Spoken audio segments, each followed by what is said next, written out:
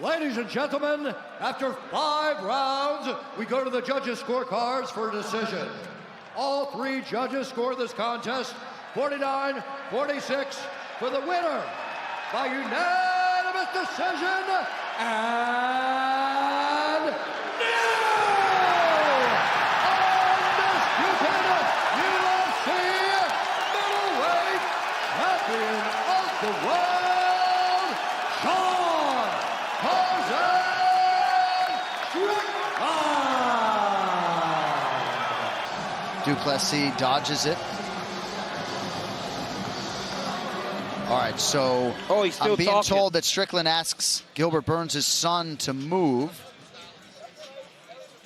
Oh, and then, Wow. Oh, my goodness. oh, wow. Out of nowhere. Sean Strickland is an absolute wild man and one of the most controversial athletes in the world today. But whether you love him or hate him, whether you agree with him or you don't agree with him, you cannot deny the fact that he is pound for pound one of the greatest fighters walking the earth right now. He is the UFC middleweight champion of the world. And today, guys, I am going to attempt to dive into that crazy mindset and see what are some of the psychological advantages that make Sean Strickland as great as he is. Are there some positives to that wacky mindset? We're going to figure that out today on Champ Mind Studios. So grab an energy drink, hit that subscribe button, give this video a thumbs up, and let's get right into it. Garcia's hurt bad. Strickland sits down. Sean Strickland with a massive KO. Damaging shot. Champion measured early on. Right-hand connection for Strickland. Izzy starts to play possum. If Strickland can...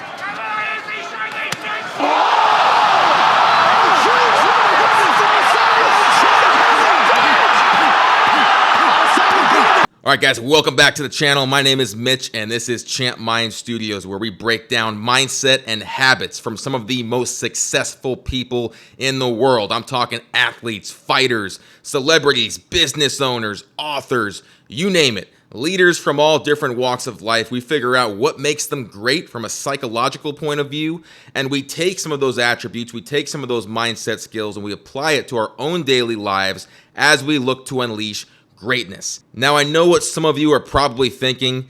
Mitch, of all the fighters you could have chosen for this video to share a glimpse into their mind and try to motivate us, you pick a guy like Sean Strickland, who says some of the most outlandish things, talks about how women belong in the kitchen, just got into a brawl with his opponent in the crowd at UFC 296. You know, what is so inspirational about this guy? How is his mindset going to help me out, and how can I take anything from what he has going in upstairs besides learning what not to do?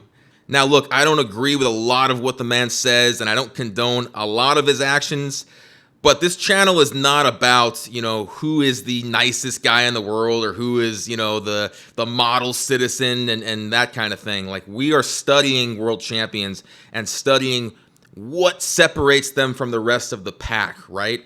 And in a sport like MMA, it's not just about physically beating your opponent, right? That is a part of it. That is a small sliver of it. But everybody that competes in MMA, just like any sport, to get to a high level, physically, yes, they have the skill sets. Otherwise, they wouldn't be there. But it is the psychological aspect, the mind game, that separates the good from the great to the champions. And in 2023, Sean Strickland became middleweight champion of the world. Nobody thought he would do that. Not the fans, certainly not the media. He was something like a plus 600 underdog in his title fight against Israel Adesanya. So nobody, virtually nobody except for maybe Sean himself and his coaches, thought that he was going to beat Adesanya and become champion. So how did he do it? How did he do it? Yes, the physical aspect of it, sure. For 5 rounds, he dog-walked, pun intended, little MMA joke there, dog-walked Adesanya for 5 rounds with volume pressure, volume striking, almost knocked him out in the first round, and just totally dismantled him for the entire 25-minute fight. So that's what you saw physically. But what happened mentally? What happened psychologically? What led up to him being able to do that? So we're going to talk about that here today. And where I want to start is, I want to start with Strickland's mindset of not giving an F. Because this guy, he doesn't care. Man, he does not care what other people think about him.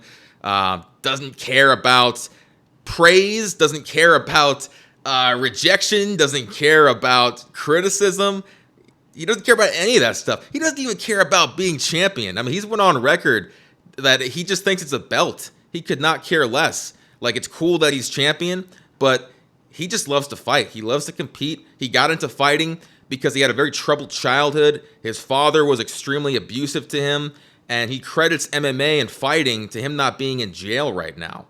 And he's stuck with that. You know, ever since turning pro, he's stuck with that mindset. He just loves to compete, loves to fight.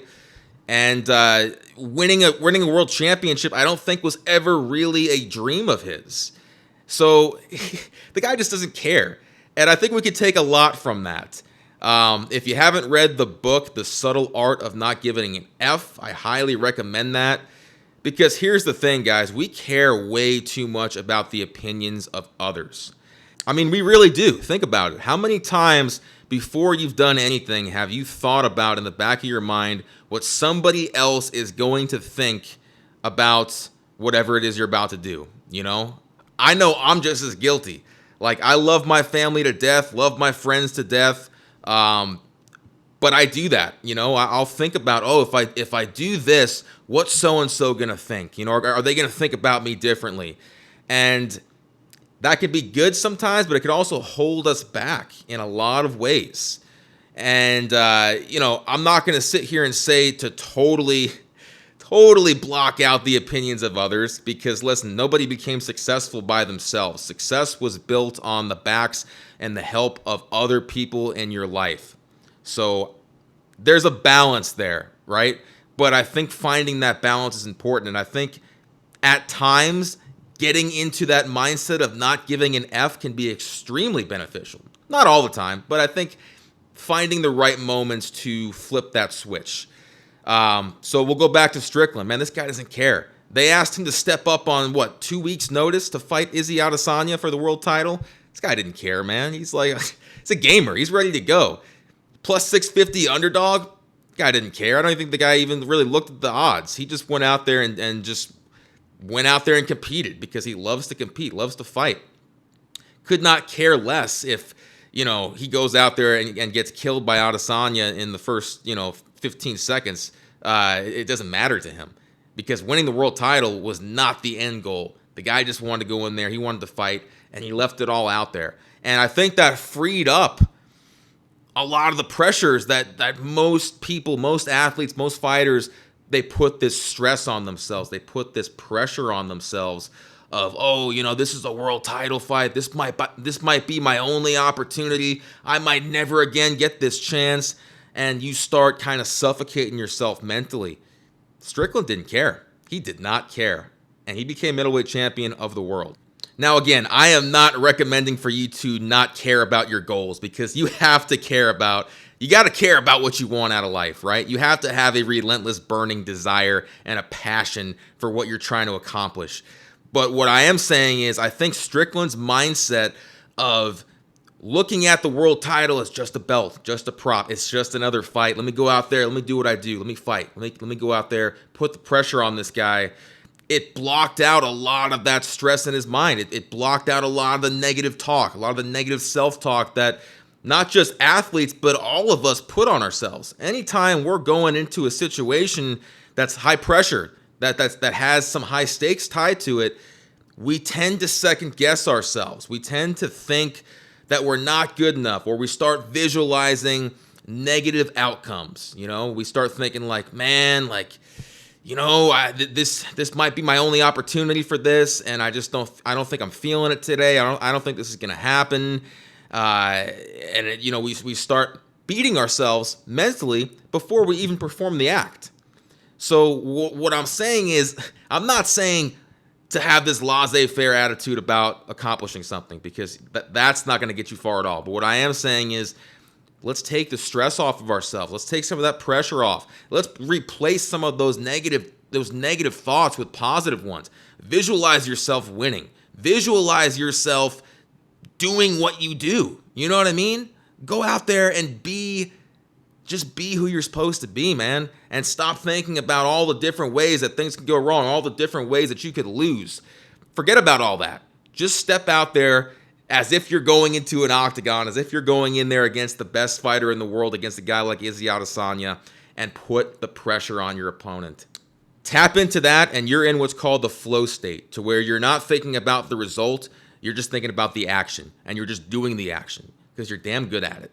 Don't worry about the result. Worry about the present moment and what you're doing right now. Put the pressure on them. Now let's talk about another attribute that I think makes Strickland very effective from a psychological standpoint, and I think it's his ability to learn from failure and not feel sorry about himself when he does lose. Because all the greatest athletes in the world have tasted failure at least one point in their lives. Every successful person in the world has tasted failure at one point in their lives, more than one point, several times. Success is built on several different failures, right? But when we're talking about an MMA fighter, especially competing at the high level in the UFC, you're fighting the best of the best, you're going to take your losses. And now Sean Strickland has won more than he's lost, but he suffered a devastating knockout loss back in 2022 at the hands of Alex Pereira, who we all know now Alex Pereira he's a killer. This guy he was one of the best kickboxers in the world coming over from Glory Kickboxing, and he has turned into a dominant, dangerous MMA fighter, 2 weight division champion. He's the current light heavyweight champion. He knocked Strickland out badly. Like, I've never seen Strickland knocked out to the effect that Pereira knocked him out. And that could mess with a lot of people. You know, you lose in a devastating fashion like that. It could totally destroy your psyche. It could totally destroy your confidence. And you could continue your losing ways. You can continue building up a losing streak until you're done, right? Until there's nothing else left for you to give. You've lost so many fights. I mean, look at Tony Ferguson, for example. Look at a guy like Ferguson. And I hate to say it because I'm a big Tony Ferguson fan, but this guy's lost 7 in a row. And it all started with that knockout from Justin Gaethje. He was never the same. So with Strickland, he gets destroyed by Pereira. He doesn't beat himself up too badly, right? I'm sure he felt bad. I'm sure. I mean, you get knocked out that badly. I'm sure he felt pretty bad about it.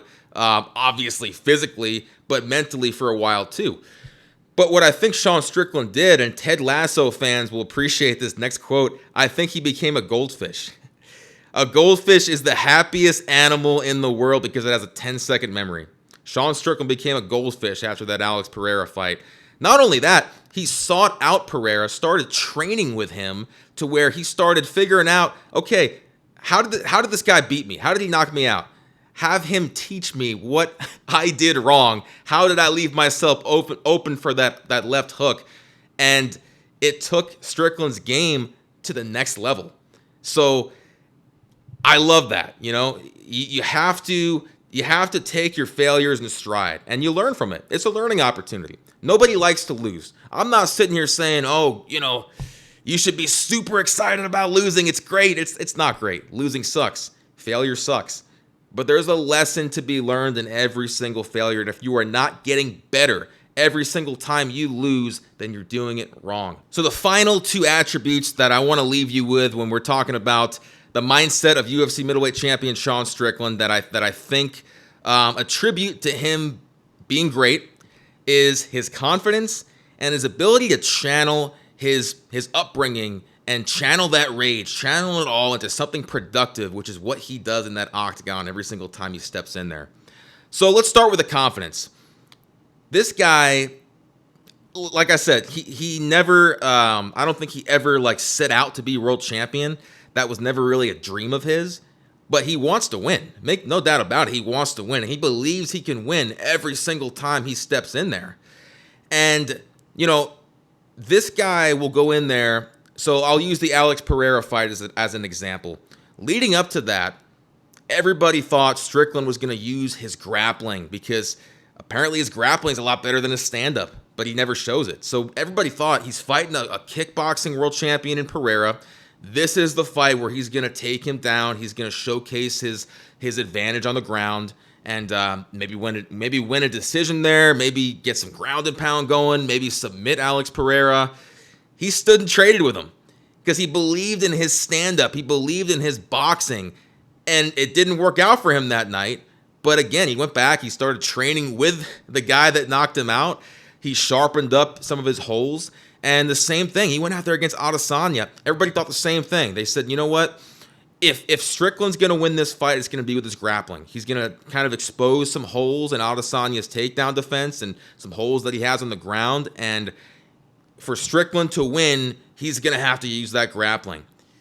He said, F that. I'm a boxer. I love to strike. I love to stand up and throw hands. And again, he went out there 5 rounds. He put the pressure on Izzy, outstruck him, outboxed him, made Adesanya look foolish.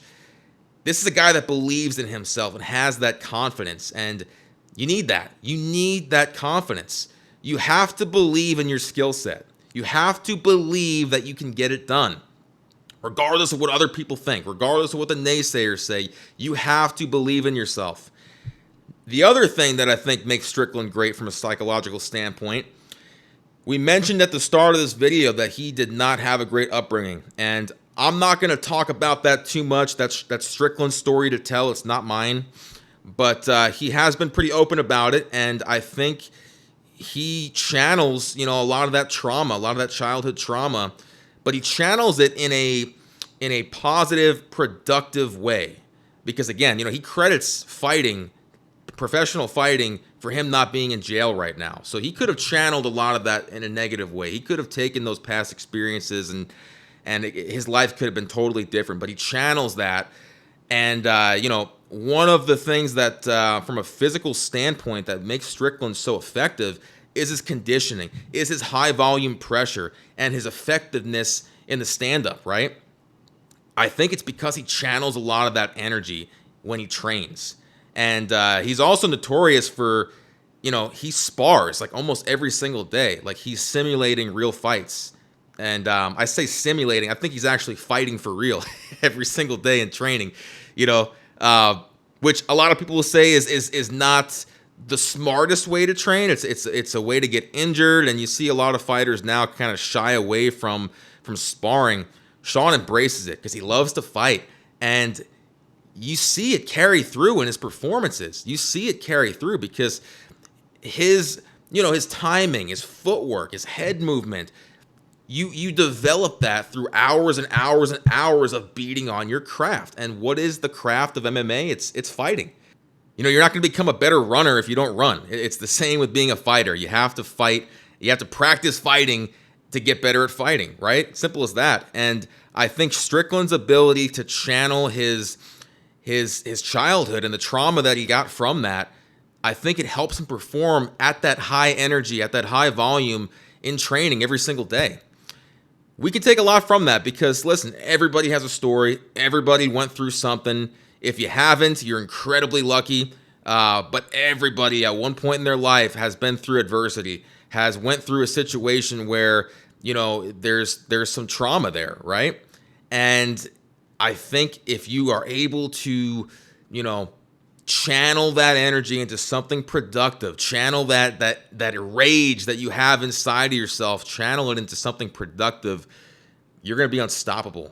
So guys, that is, in my opinion, some of the key psychological attributes that led to Sean Strickland becoming champion of the world in the middleweight division. So I hope you liked this video. If you did, please be sure to hit that subscribe button. Give this video a thumbs up. And until next time, folks, let's unleash greatness. Boom!